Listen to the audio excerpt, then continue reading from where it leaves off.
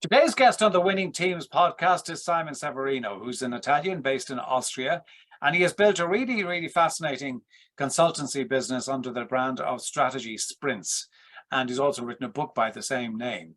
And his focus, very laser focused in terms of the market that he's after and the proposition that he delivers. And that's one of the key setting points that he talks about in his book and in the work that he does with his clients. And he has franchise for coaches who want to work under that banner. But really interesting to actually listen to him talk about, how for entrepreneurs, the biggest challenge, which we all know, is getting out of our own way.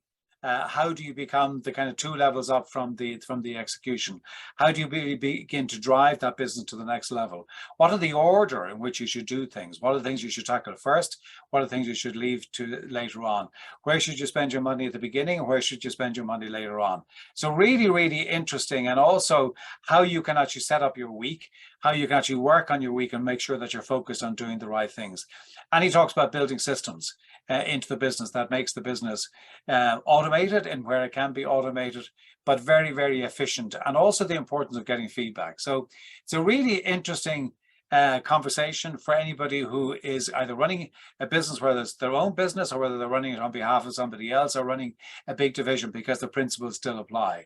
So I really encourage you to listen to the very interesting Simon Severino. We also be very grateful if wherever you're listening to your podcasts, that you do give us a review, and you do because that helps us to reach more listeners, which is the whole object of the exercise. So please do that. We're very grateful. But in the meantime, listen to the very interesting Simon Severino.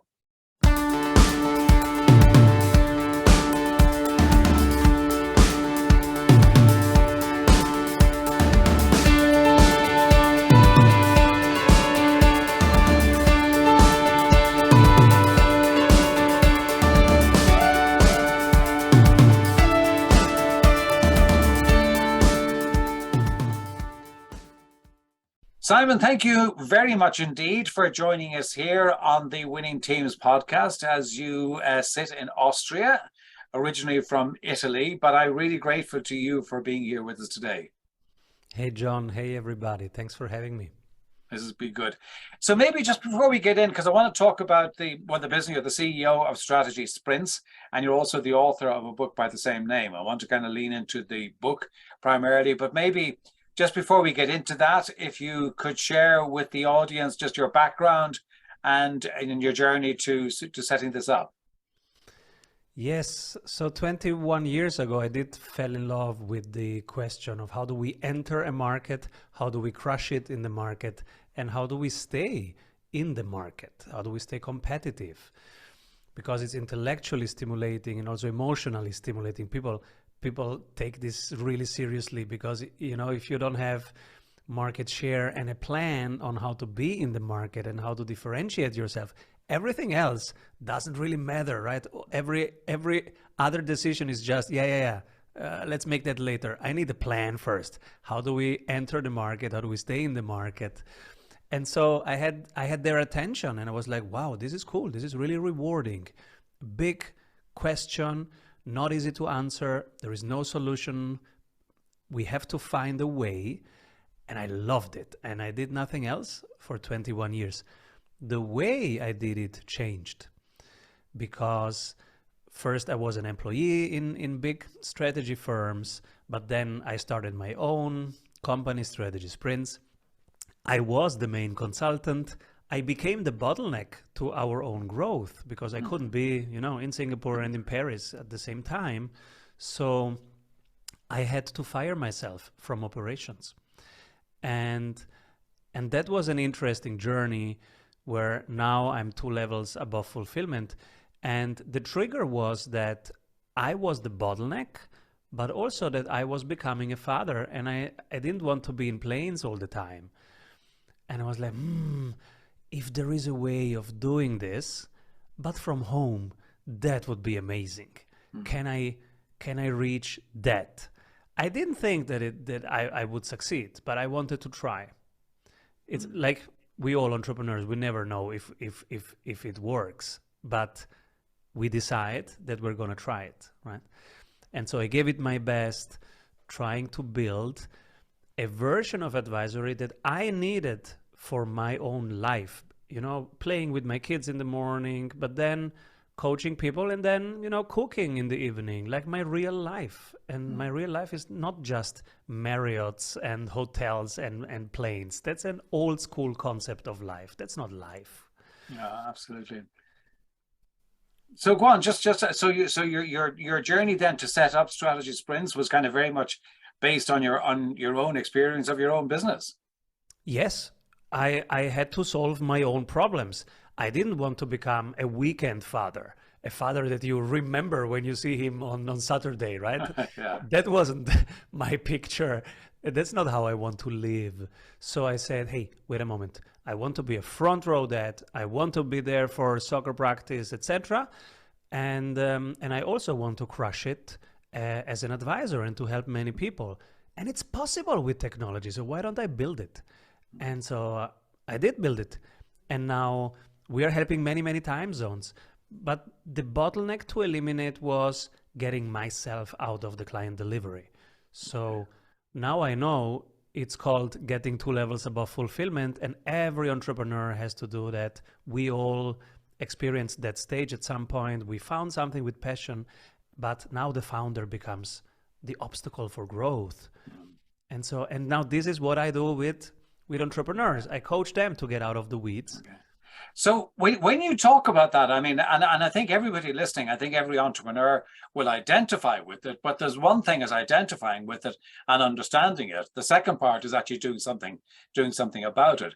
So when you say now, okay, you're 2 levels above fulfillment, what is your job? What do you spend your time doing? So I wake up in the morning and I have life, right? Yoga, running, playing with my kids. Then I have some deep work. Deep work means, Simon, solve some big problems. That can be the problem of marketing, the problem of how to pick the right CRM, the problem of how to enter a market the right way. And so that's something that takes me 3-4 hours of uninterrupted thinking, building, testing until it's completed. And then it might be a module in the Sprint University or a chapter in a book. So that's deep work. Thinking about a big problem, coming up with a solution. That's one thing, one task. The other task is bringing in clients. So that's sales. And that can be done on different levels. One is talking on podcasts about the book. One is having workshops like the Sales Booster, where entrepreneurs bring their sales problems. I solve one live on stage. And then, of course, 5 of them afterwards say, hey, I want a sprint coach. So now I onboard them. I close the deal, I onboard them, and then I will bring that client to the Monday meeting. On Monday, I meet all coaches, all sprint coaches. They are certified strategy sprints coaches. They're like franchisees, and we meet every Monday. And I say, all right, guys, these are the 3 goals. This team wants to improve marketing, to shorten sales time, and to increase conversion rate. Who has the skills? Who has the capacity? And they go, okay, it's me. All right, it's you. And so I hand over. Now I become a head coach. Now I will coach and make sure that the quality is right. And every 30 days, I will conduct a deeper interview with the client saying, how is it going? Are you meeting your goals? Is everything fine? Do you need anything? They will say, yeah, I don't have a template on how to use ChatGPT to write down my processes. Okay, it's my job to build it. And so my job has changed. I'm not in the client work, but I'm still part of the client work, ensuring the quality. I'm doing sales. And of course, I have to do branding, hiring, firing, performance management, our own incentive structures, payment systems, our culture. Those are the things that I do now. Okay, so if I go back to your book and the strategy sprints and your promise, and please correct me if I'm wrong in saying this, but the promise that I understand you're saying is that you to free yourself from your business and to double the revenue in 90 days. Is that the promise? It's yes. For most people, it's either they want to get 2 levels above fulfillment or they want to double sales. Okay. And that becomes the sprint goal. Okay. So talk then about, when you have this 90 days strategy sprint, what does that 90-day strategy sprint look like? I mean, how does somebody experience it? How do they engage with it? How much time do they spend in it? Just so that people can get a sense of it and understand exactly what the commitment is, first of all, in terms of time, but also what is it that you're working with the client on during that time? Yes, so it's for agencies, it's for B2B businesses, digital agencies, and they either want to double revenue in 90 days or to organize better so that it runs without key people risk. It runs basically itself. Mm-hmm. And that will become the focus. And then we break it down into 3 goals for 3 months, and we will measure every 7 days the progress towards that. They get a dedicated sprint coach for 90 days. That's a 24/7 access to that person. Imagine Iron Man and Jarvis, right? Iron Man is in the middle of the action and is talking directly to somebody saying, should I do this or that? Oh, give me a second. Oh, do this. Because we have time, right? We sit here on our desks. We are not in the action. And so we can be the support structure. That's the idea for those 90 days. And so if the goal is doubling sales, month 1 is freeing up 10 hours from their time so that we can work on the sales system. Month 2, we will simplify the sales process and install systems that generate both referrals from current clients, but also bringing in new clients. And we have hundreds of templates and swipe copies and videos for how to do that.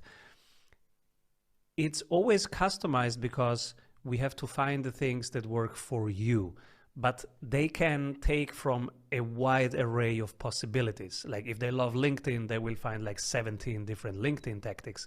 If they love YouTube, they will find the YouTube way. If they love podcasting, they can do it via that.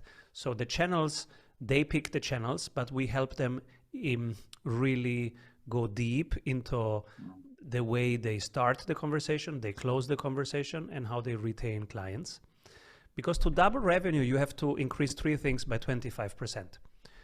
The frequency of your sales, that's usually by reducing the sales time, the conversion rate, and the price. So if you increase those 3 things by just 25%, which is doable in 2-3 months, then you have doubled revenue. It's plus 99% revenue. Right. So if doubling revenue is the goal, we just focus on those 3 things. Month 1, freeing up time. Month 2 and 3, using that time that we now have available to work on form, fit, and function of the sales system. Right. Yeah. If the goal is getting the owner out of the weeds, because they're already good with sales, but they cannot go on holidays, and everything is totally dependent on them, and they're doing everything like the IT and legal, etc., and they're losing the joy of it. They want to do just their zone of genius, which is the 15% of the work that is fun. And so then we go directly into writing down the processes with them. We use now ChatGPT to do that, of course. It's super helpful. And it will write down how they do stuff so that it's now less dependent on them, and they can hand it over. They can delegate it to software, to people, to freelancers, to full-time employees. And now the goal is, okay, starting in month 1 to write down the processes, month 2 handing them over, month 3 having 85% of the business automated so that the 15%, their zone of genius, that's what they do. Yeah, it's interesting. Just when you were talking there, and I absolutely agree with what you're talking about. But what you very often find with entrepreneurs, and you know this from your experience of working with entrepreneurs, is that they actually like the execution piece, right? They're comfortable with it. They're good at it, which is why they started the business in the first place. And in many cases, it's actually a mental decision to actually get out of the way and being comfortable about getting in the way. How do you, because they feel, okay, well, I can do it. This is what I'm really good at. They see that as being their zone of genius, as opposed to managing and running and driving the business from a strategic perspective. How do you manage to shift the person because if they stay working in the operations side, they are, as you say, they are the bottleneck. How do you get them to realize, okay, this is something that I actually need to do, and then get them to do it? Because very often they're not good at letting go. Yeah, totally. And I'm the same, right? I felt it myself. So first is the realization, as you say, that's the biggest part. Hey, okay, I'm the bottleneck here. And that will only come in a moment of crisis. A crisis can be a month with an empty sales pipeline, or just 5 days with an empty sales pipeline, and we panic, of course, because we are entrepreneurs. Like, there is no safety net. So 5 days with an empty sales pipeline, and for most people, that's enough as a wake-up call to realize, oh, I was doing client work all the time. Nobody was doing sales, and now we are at the beach. Right. So that can be the trigger. Another trigger can be that, your significant others, your children, your friends, they miss you. Hey, where are you? We want to play tennis. You're never here. Right. That can be a trigger, a life event, a partner that says, hey, I'm married with you, but I feel alone. Hello. So that can be a trigger. So usually there needs to be some trigger in combination with a coach that has done it themselves, because now I can trust, all right, I hear the signals and I trust you did it. You will have a kind of a plan, I guess. So, okay, let's do it. Yeah. Okay. I think that's the combination. Otherwise, you will not do it. Okay.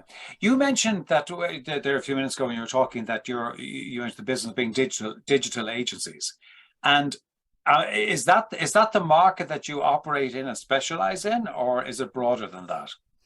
We specialize on the B2B agencies. That's consulting right. agencies, marketing agencies, PR agencies, UX, UI agencies. Right. Okay. IT, and the reason I asked that is because that's very focused, right? I mean, you're very, very clear about who your ideal customer is. How important, from your perspective, Simon, do you believe it is to be that laser clear on the ideal customer? Because for many people, many people starting off a business, I mean, anybody who's upright and breathing and has a checkbook is a potential client, right? But obviously you need, but I mean, but that becomes, you're trying to be all things to all men. How important is it to get really clear on the ideal client and then really focus on doing that and not just get distracted because I'm afraid I might miss out? I was inspired by Seth Godin, and it was around the time when he wrote Tribe. He was so clear on that, and it really stood out to me. And that was the moment when I started focusing. So he basically says, you have two questions to answer in the beginning. Who are you here to serve? And how do you serve? If you get that right, now you might first it's easier to get your first 3 clients. And then it's easier to become better at serving them. It's then easier from those 3 clients to get 3 referrals. So it's easier to start, but it's also easier to become good at it. And you need to become good at it because you will need it for motivation. You will need it for referrals. You will need it, for your own confidence in selling your offer. If you don't feel that you're good at it, you will not sell it. Nobody will take it from you if they don't feel that you believe it. So there are so many reasons why it's important to really focus. And, I've created 274 templates just for the typical 3 problems of an agency. That's how deep you can go. And for the next 10 years, I can improve those tools because right now I'm going to ChatGPT, trying out different prompts. We are all prompt engineers now. Right. It's a new task, right? Yeah. And I come back for each of those tasks. I try to share the best prompt that they can use just to save on the admin side of things, right? To save time. So that's how deep you can go. And of course, now we have created the best sprint university for agencies out there. It's basically an MBA for agency owners. Right. Okay. And stuff will change. Technologies will change in absolutely. 3 years. And so I will go even deeper. But because I know who we are here to serve, I quickly hear what's changing for them and what they need, and I can adapt and I can go deeper. If I would serve 7 different groups, how can I help them all cope with what's changing? Yeah, absolutely. If you go back, I mean, question I was going to ask you is that what mistakes do you see business owners make in terms of bringing their business to the next level? Obviously, we just talked about is not being clear on your ideal market and what your proposition is to that market. But what are the other typical mistakes that you see business owners making in that transition to getting out of the way and building the business to the next level? I see that they do the right things in the wrong order. So everybody starts their podcast. Everybody spends hours on LinkedIn per day. Why? Yeah, because that's how you do marketing. I say, who is you? What are you doing? So yes, it works for some people to run a podcast, but you have no idea how much effort goes in there, what's their ROI, how long they can afford to keep it up, and if they will ever get to 300 episodes. It's a very low probability. But they think, oh, I have to do content marketing. And so they just do things because they think that's how you do it, right? And I have to book a marketing agency and they will do some ads. Or really, why? Yeah, because I have to promote. So they just do things, but totally in the wrong order. And so especially marketing is something where you should be really, really not wasting time and money before you have built the machine. First time I did spend my first marketing dollar, I had spent 3 years building the machine behind it that turns attention into a client. Before you have that, every dollar in marketing is a wasted dollar. Every hour you spend on LinkedIn is a wasted hour because yes, you're starting conversations, but you are not converting them. So what do you do with all those conversations? Good luck. You can be Socrates the whole year. Well, enjoy it, but that's not a business, right? Yeah. So how do you then get to so again, just saying, what are the things that you see that getting beyond that initial stage? What are the things that you really need to focus in on? When you talk about marketing, is it about, if you're not doing that, your hours on LinkedIn, your ads, whatever else, so what are you doing? Yes. So the order of things is 6 baby steps. In baby step 1, you have a passionate buyer, not just a buyer, somebody who is a passionate buyer. I need this from you now, John. Yeah. A tangible offer. Okay, I can get from John 4 kilograms of this in this time, in this quality. A felt vision. You know who you are here to serve and how you can serve. Then baby step 2. 100 Google reviews, 20 trustable testimonials. Trustable means their face, their name, and their experience with you. Then we start having a process for deal review, how we help each other close deals. That's sales technique. Now we move into baby step 3. We work on the pipeline review. Do we have a system to look at the whole pipeline in all stages? You know, awareness, engagement, is interested. I sent the contract. He signed the contract. Looking at the pipeline. That's baby step 3. Then a team success plan and a buyer success plan. So how you make your client successful, how do we as a team make each other successful? Then we move to baby step 4, which is delegation and the SOP manual, writing down the processes. This is business automation. Then baby step 5 are the 3 CEO habits. And then for the first time, and I know that we will talk habits later, so I can unpack that later. Now in baby step 5 is the first time where we do marketing. A piece of content that converts and 12 pieces of content that nurture. This is the first time that we think about marketing. We are in baby step 5. And then baby step 6, you fire yourself from operations and start working on the business instead of in the business. And you put 85% of your business on autopilot. I love that.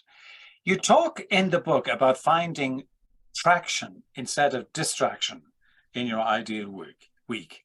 Can you just elaborate on what you mean by that and how you can actually find that traction? Yeah, some people say, "Oh, yeah, I don't use Netflix anymore because it distracts me." And I say, "Okay, it distracts you from what?" And then they go, doing my top 3 tasks. What are your top 3 tasks? Oh. So they don't have a clear vision of what they're building right now. So even if you then go into monk mode, but you don't have a direction, without a direction, you cannot build velocity. So that's why we help them see those 6 baby steps and say, okay, yes, you can be distracted, meaning that you are in step 2 and you are fiddling around with stuff that is in step 5. So, okay, back from distraction, go back into your traction. But you have to define what is your traction. If you have a sprint coach, they help you because they say, hey, these are the 6 steps. It takes us 2 weeks to get there. Come on. Here's the tool. Come on, let's do it. So they help you stay on track and do the right things in the right order. Mm-hmm. If you don't have a sprint coach, you have to do it for yourself. Otherwise, you will lose your traction. But it's important that you define what traction is, and then you know what's a distraction. Right. Okay. And you also talk about feedback. And one of the things that I've often come across is that, you can kind of get anecdotal, kind of fairly vague feedback, or, it's a feedback of one person. But you do say that, feedback is a breakfast of champions, and I'd agree with that. And you say that you have a system of calculating feedback, the strategy sprints way. Can you just elaborate on that? What do you mean by that? How you get the feedback, how you use it, and how you actually utilize it then to actually make the changes that you need to? Yes, we ask for feedback all the time, and we use a qualitative way, a narrative way of asking all the time. And there is also a quantitative way, it's called the NPS. But the way we do it is every 30 days, there is an email going to every client, and that says, what's missing right now? What should we improve? What else do you need? What is particularly helpful? And who else needs this?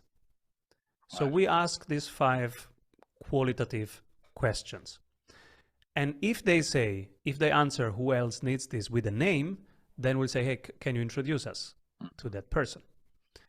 So it's also a referral system. Yeah. And that's the qualitative way. That's how we do it. There is also a numeric way, and that's called the Net Promoter Score. Yeah. Pretty cool, because then you have a number, and only a 10 and a 9 are net promoters. That means they really say yes. You don't count the neutrals, and you have to detract the negatives.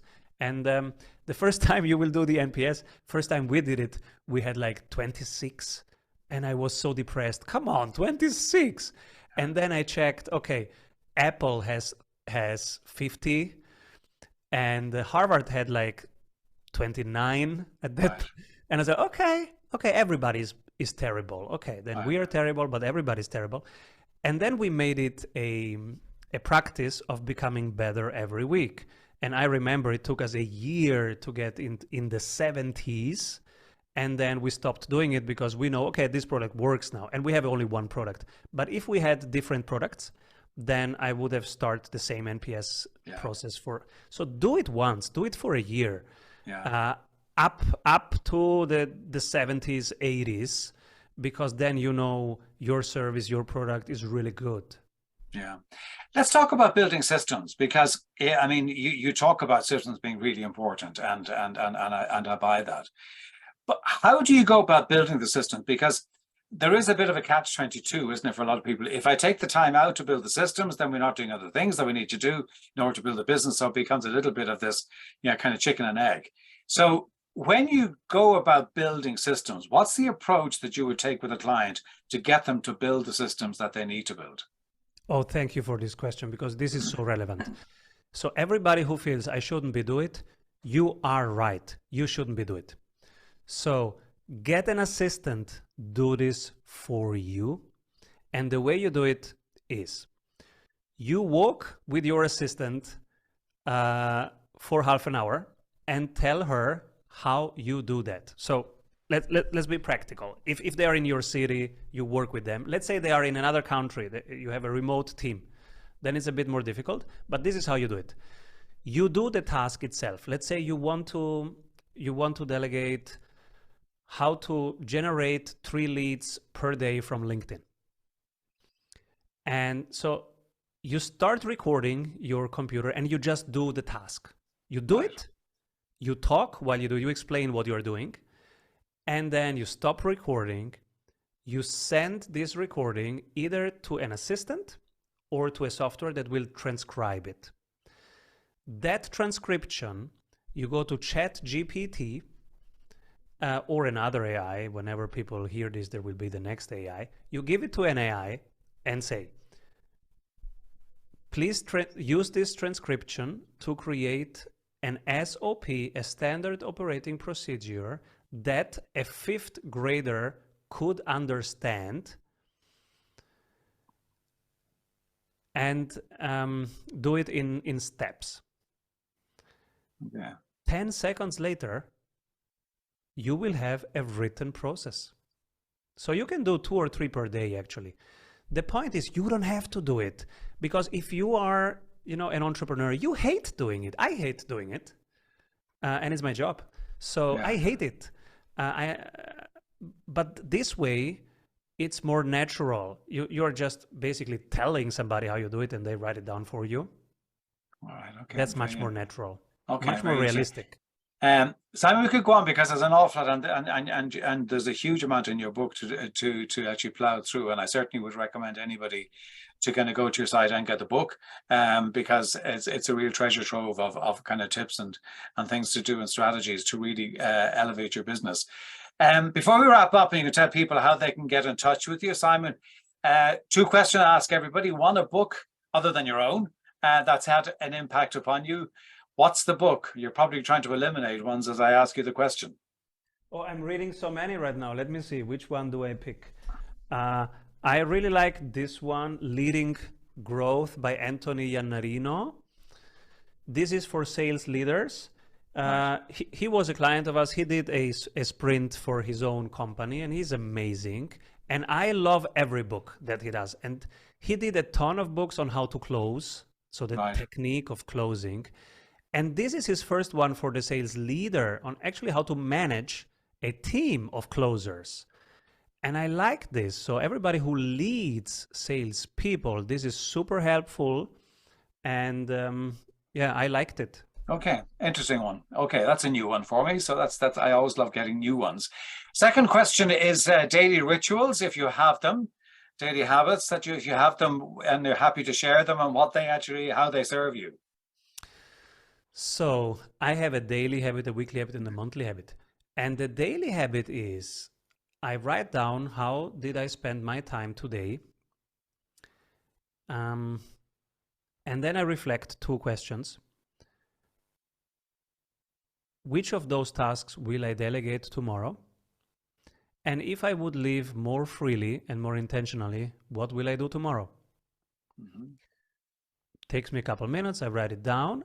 And then I write down the flow of tomorrow. First, the hard landscape, what's in the calendar, and then what can I do with how I feel and what I feel doing and what I should be doing.